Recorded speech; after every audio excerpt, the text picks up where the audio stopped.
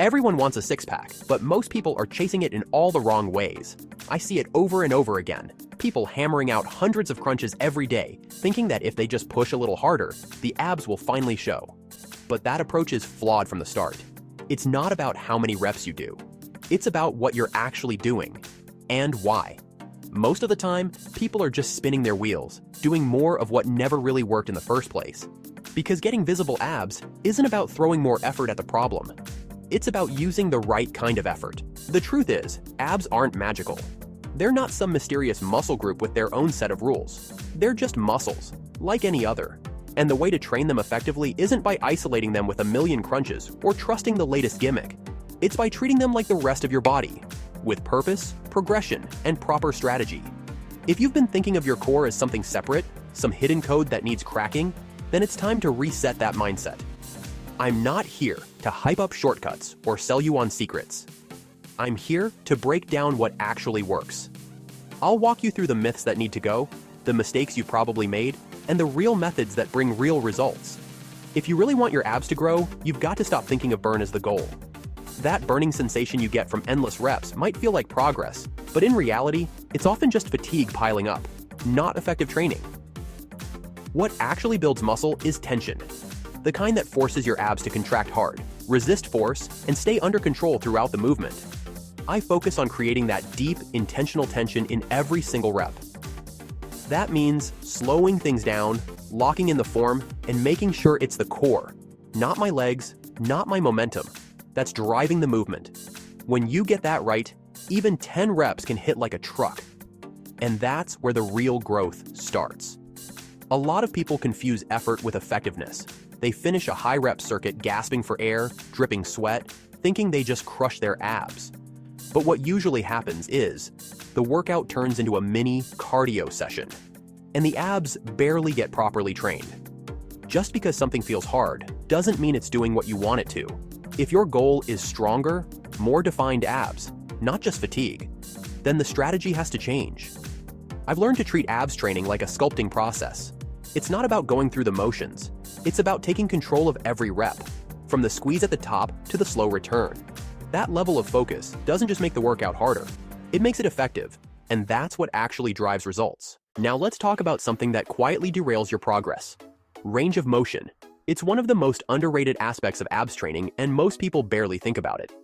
But here's the deal. If you're not moving through the full arc of motion your abs were designed for, you're not giving them the stimulus they need to grow. When I see someone cranking out fast, shallow crunches, what I really see is missed opportunity. The muscles aren't being challenged, they're just being moved around. And that's a big reason why so many people train abs week after week with nothing to show for it. To make each rep count, focus on going from a full extension to a full contraction. No shortcuts. That means letting the spine actually extend at the bottom, allowing the abs to stretch under control before curling in and squeezing hard at the top. That deep range? It's not just a technical detail. It's where the real muscle fiber activation happens. It's where your abs have to work the hardest. And that's exactly what forces them to grow and get stronger. Half reps can't compete with that. It might feel easier to pump out quick movements, but easier doesn't get results. Slowing down and committing to full, controlled reps doesn't just build better-looking abs, it makes your core more functional. Better movement, more control, stronger posture. It all starts with mastering the basics, and full range of motion is one of the biggest basics there is. If you're ready to take your core training beyond the basics, hanging knee and leg raises are where things start getting real. These aren't just attention-grabbing moves you see on social media. They deliver results that most floor-based ab routines can't touch. Hanging variations force your core to stabilize your entire lower body while moving through space. That means more muscle engagement, more control, and way more challenge. I rely on these not only to hit the lower abs hard, but to develop that deep internal control that makes every rep count. Always start with hanging knee raises, focusing on curling the pelvis up at the top, not just lifting the thighs. That subtle shift transforms the exercise.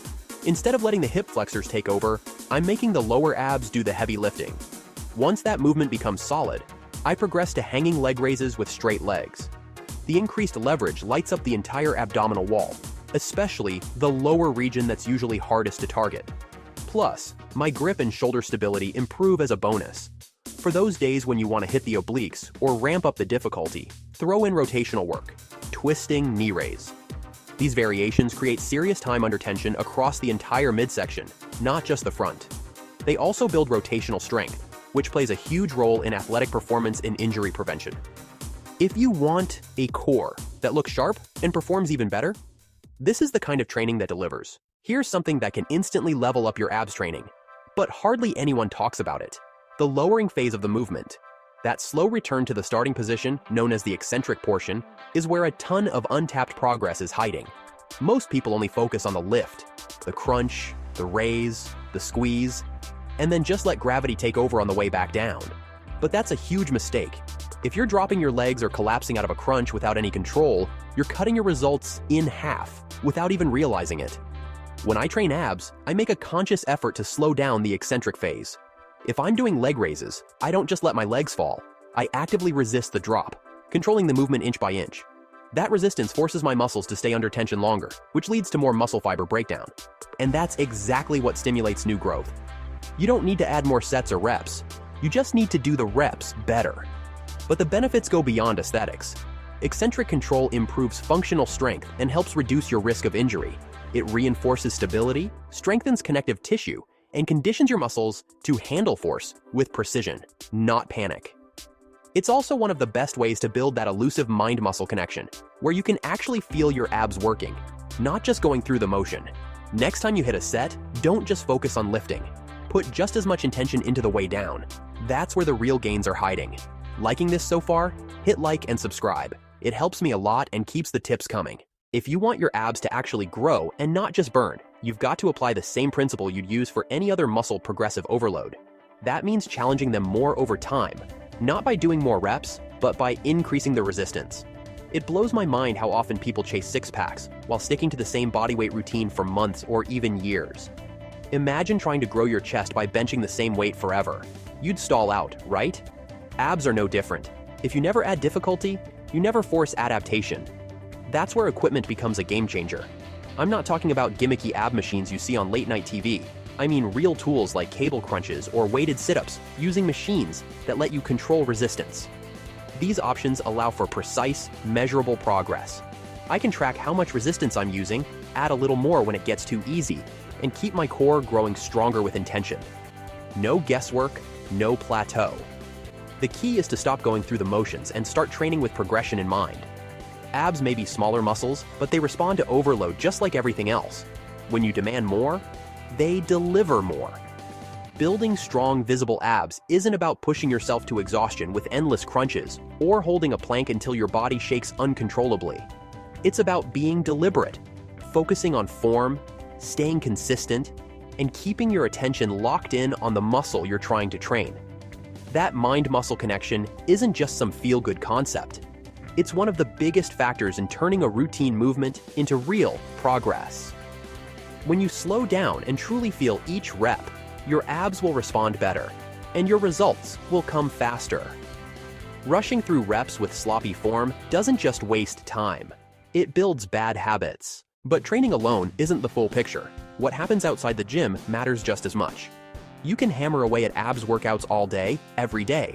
But if your diet is off, those muscles will stay buried under a layer of fat. That's the part a lot of people don't want to hear, but it's the truth. Abs are made in the gym, but revealed in the kitchen. You could have a rock-solid core hiding under there, but until your nutrition supports fat loss, you'll never actually see it. That doesn't mean starving yourself or living on lettuce. It means eating in a way that supports your training while gradually lowering body fat. Focus on building meals around lean proteins, healthy fats, and slow-digesting carbs. These keep energy steady, help train harder, and give your body what it needs to recover and grow. It's not about eating less. It's about eating smarter. You want your food to work with your workouts, not against them. And when you eat whole, nutrient-dense foods consistently, your body responds. Your energy improves. Your recovery speeds up. And yes, your abs start to come through. I also load up on fruits and vegetables for fiber and micronutrients. They keep me full, support digestion, and help everything run smoother behind the scenes. And water? It's one of the simplest but most overlooked tools. Staying hydrated helps with everything from muscle function to metabolism. At the end of the day, revealing abs isn't just about how hard you train. It's about how well you take care of yourself when you're not training. That's where the magic really happens. Here's something that gets ignored way too often. Rest is where the gains are made. You can train like a machine, but if you're not recovering properly, you're leaving progress on the table. Your abs aren't magically growing during those final reps. They're growing later, when you're off your feet, eating well, and getting real sleep. That repair process is what transforms broken down muscle fibers into stronger, more defined muscle. If you keep pounding your core without any downtime, all you're doing is digging a hole your body can't climb out of. Sleep plays a massive role here.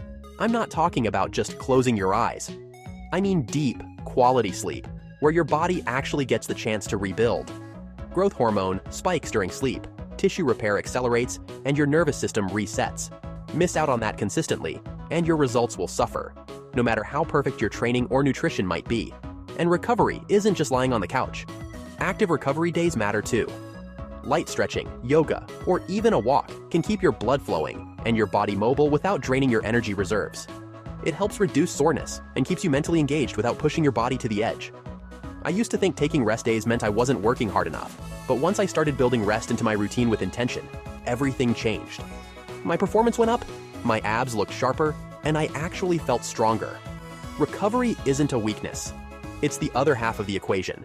Train hard, rest harder. If there's one more thing I've learned about abs training, it's that patience always wins. Everyone wants results fast, but chasing quick fixes only leads to frustration. Visible abs don't appear overnight. They're the product of consistent effort layered over time. I'm talking months, not weeks. The people who get there and actually stay there are the ones who show up day after day, without letting short-term results throw them off course. It's easy to get discouraged when progress feels slow, especially when you're putting in the work. But that's exactly when it matters most. That's when the habits are being built, the discipline is getting stronger, and your body is changing in ways you might not see it yet, but you will. I've learned to stop obsessing over the mirror and instead focus on showing up with purpose every single session. Because when you stick with it long enough, the results always come. Abs aren't just about aesthetics. They're a reflection of your consistency, your focus, and your commitment to doing things the right way. So keep showing up, stay locked in, and trust the process. This isn't a quick sprint. It's a long game, and the payoff is absolutely worth it.